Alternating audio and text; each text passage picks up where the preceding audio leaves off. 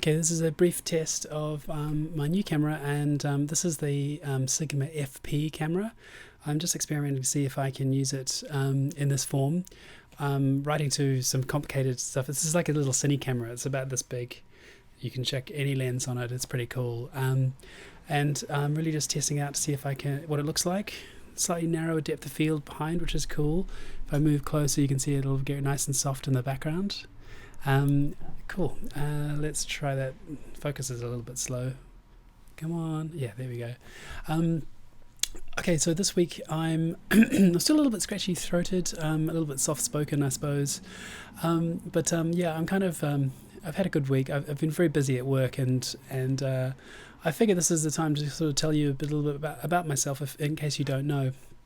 So, I've been working in the film business since I was about 18, and working my way up slowly through various roles in the technical and production side of film and television, so mostly television, to be fair. And that has included being a dog's body on set, a unit assistant, which puts out food for everyone and just like empties the bins, a lighting assistant, a camera operator in the studio, a camera operator on location, which is outside, Steadicam operator, and then ending up being a director of photography, which includes a lot of those roles jammed in there as well. And so I often have new cameras like this camera here to test out and try. This one I've particularly bought because you can put any lens on it and it records video quite well, and hopefully will look nice. It's something I want to be able to use on set when I'm shooting a big job.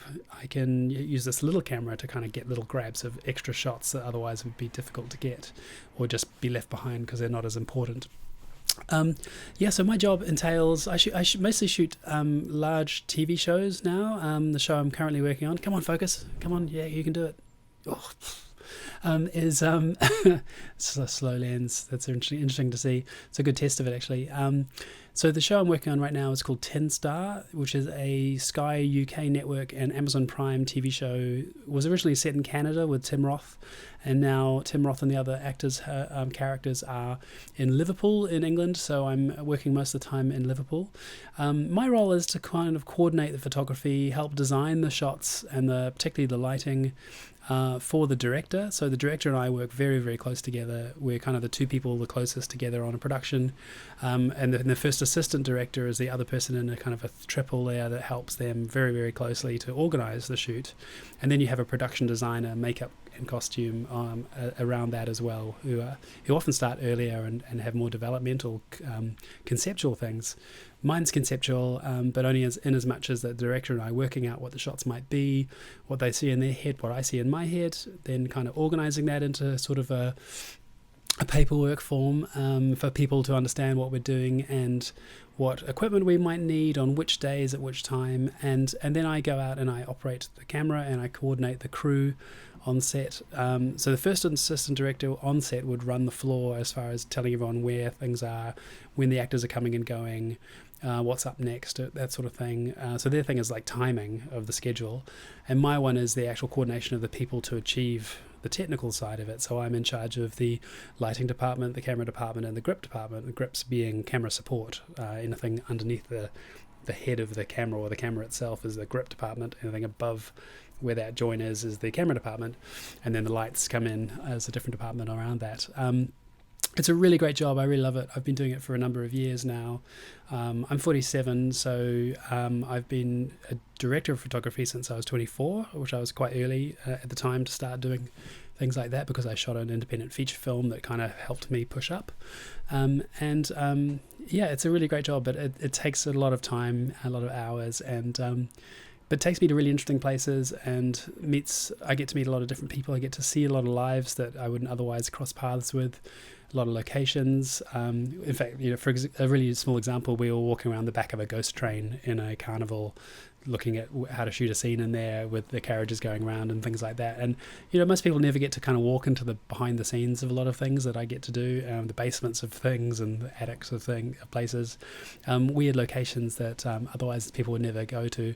Another example, a couple of years ago I shot the end of a series called The Tunnel, which is another UK Sky show as well, actually, and and we got to film scenes in the service tunnel between the two main tunnels of the Eurotunnel underneath the British Channel. So we got to go in special cars that can squeeze past each other on magnetically when they don't get steered by a driver because it's so narrow. There's a point where two cars are coming, they automatically go onto this magnetic track and go past each other by like inches. So we got to go down there with our equipment and film things in this fantastic, really long, moody service tunnels, which with giant vault doors on the sides, which lead to the main tunnel and are used for like emergency exits and things like that and servicing. So people would never see this part of the world. I get to see these weird fringe parts of the world that are fantastic. And so, yeah, I really love that job. It's really good. Chews up a lot of my free time, but that's okay. I get big chunks of free time too because I often finish and have like 2 months between a show or something like that. And speaking of which, so that's what my next little bit is. I may be doing some of these videos a bit over the next couple of weeks, and then I might have a bit of a break. So part of my transition, my gender transition is every now and then I'm going to have sort of procedures done. The one I'm having done at the end of this year is a facial feminization procedure that I've worked quite hard this year to save money and do 2 jobs back to back very closely, sort of jumping from job to job with no breaks to be able to save money and prepare for. In December I go to Marbella in Spain and I'm going to have some facial surgery, which is to feminize the face a little bit. It's subtle things. It's just like changing the angles around the jaw, the chin a little bit narrower, the brow slightly kind of more recessed, more smoothly curved in profile, so that it doesn't have so much of a brow ridge, and occipital ridges here, they get kind of taken slightly backwards, and maybe something around my lip here and nose, but all very subtle, but it'll take a bit of recovery time. So I've chosen to have it's Dale here again, and my camera stopped recording because I'd ran out of space on my drive. I learned a lesson that it's actually quite a large file, this new camera, the Sigma FP, and I've also noticed a fault in the camera when I'm recording, so that's a good thing to test it out and see how it goes. If you can see around me, there'll be occasionally like flickers where the black level goes up and down, up and down, up and down. So that's a fault in the camera. It's doing it when it's recording, and I don't see it any other time. But unfortunately, it's ending up on the file that I'm making too. So never mind. That's why I test cameras out, and it's a brand new camera with brand new firmware and everything. So eventually, it'll be great. What was I talking about when I got rudely cut off before? Which was like this morning. Now it's the evening.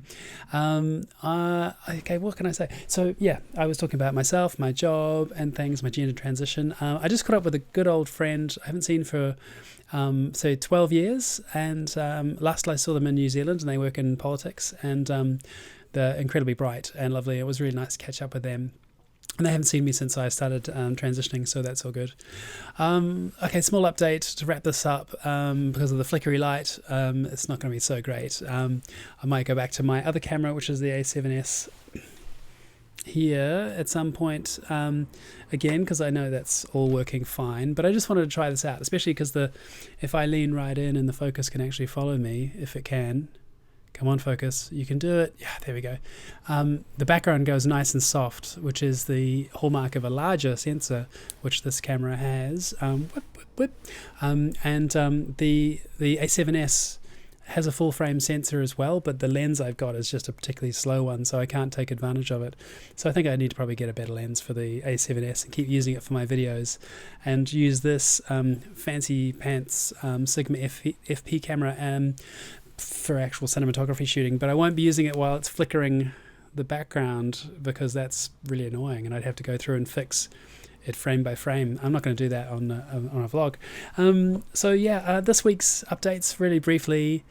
Still trying to work on my voice. I need to get my voice up in this sort of range, and I just don't do it because I'm really lazy. But that's okay. I will do it eventually. Either that, or I'll spend some money and get my throat surgically changed, which you can do too.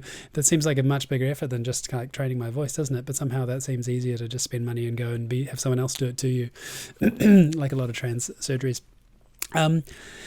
So, yeah, coming up, I think I had started to talk about what I was doing in December. So my job allows me to have these big breaks. So I'm going to have facial surgery in December, and they do some various rearranging of things, like put an eye here and a nose to the side. It's much nicer on the side, I think. Smells better from my right. And and then otherwise, I have a big break, and then I get back to work again next year. This week's rundown, I'm being really quick, breezy, because I feel like I need to race, because it's probably going to be a massive multi-gigabyte file, which I have to then process.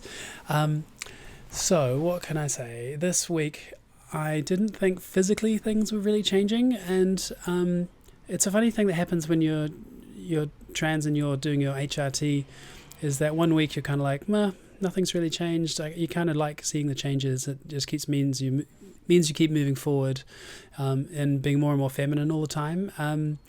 And I thought, oh, nothing's really changed. My physique is the same.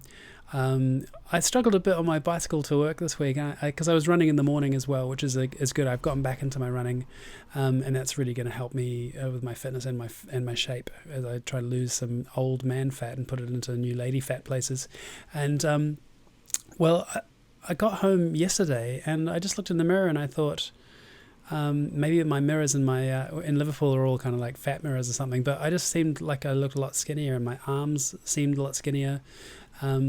And I think the lack of testosterone really has made a difference. And it's so funny. You go through a week of work and you're busy and you're thinking about other things, and you think, oh, nothing's really changing in the trans land. And then I get home in the weekend and then I kind of stop and check myself out a bit, and lo and behold, I see something different. And I'm constantly changing still. And I think I got my first post no testosterone blood test back this morning, and my testosterone levels are essentially zero. They're just like a teeny bit above zero. So really that's the inhibiting has absolutely worked. So I will continue to see changes because of that. It can take a full year of no testosterone to really fully be feminized in that respect. And my estrogen is still just a little bit down on by 20% on cis women.